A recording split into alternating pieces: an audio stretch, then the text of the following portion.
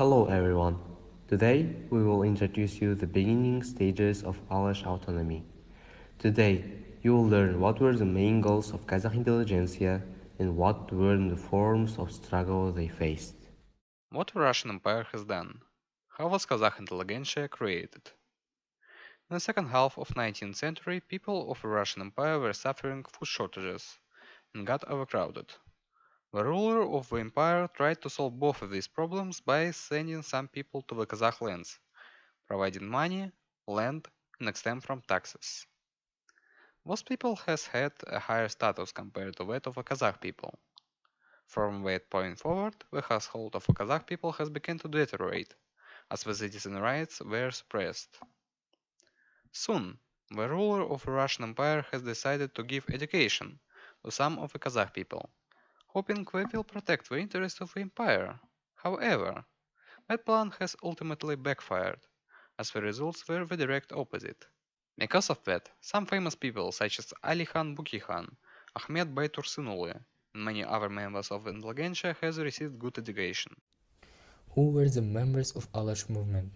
The founder and the leader of the Alash movement was Ali Khan Bukhi Khan, a great scientist, economist, historian, translator and a publicist, who left an indelible mark on political, cultural and the spiritual history of Kazakh people.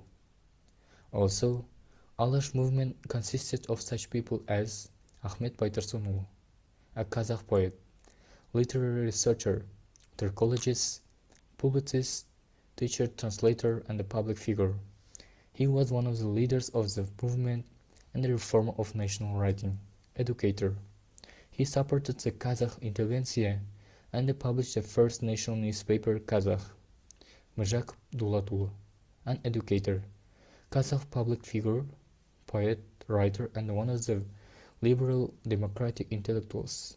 He wrote a book called Oyan Kazakh. With this book, he awakens the people, encourages them to fight injustice, to have the right attitude. Mohammed Tanshbayev, a railway worker, educational scientist, political and a public figure, one of the founders of Alash movement, and the many people that gave everything to give education to their own people, make Kazakh great again. How did they want to reach the Kazakh people? In 1913, Ahmet Baytursunlu and Mirjak Abdullatuli published the first page of Kazakh newspaper. Kazakh was a medium promoting the emerging Kazakh nationalism against Tsarist imperial policies. Kazakh published articles on the Kazakh culture, colonization of lands by Russian settlers, taxation issues, educational issues, pros and cons of Kazakh nomadic life, and ongoing settlements, etc. The founders of Kazakh newspaper wanted to introduce Western-style reforms to the Kazakh lands as a first step in the gradual progress of Kazakh people towards autonomy and independence. At that time, Kazakh had 8,000 readers. How did Russian Empire react? Of course, Russian Empire knew about the activities that Alash individuals tried to do, and they were not happy with it.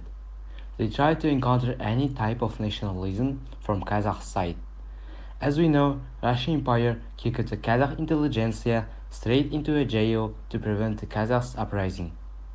After that, Russian Empire faced the civil war and weakened their attention to Kazakh lands.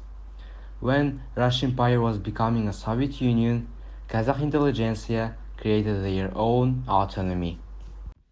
In conclusion, Russian Empire made a mistake by giving an education to Kazakh people, as it led to the collapse of the empire and Soviet Union. However, this mistake was a great chance for our ancestors, and even if a small number of people received an education, they were able to spread their knowledge to the whole Kazakhstan.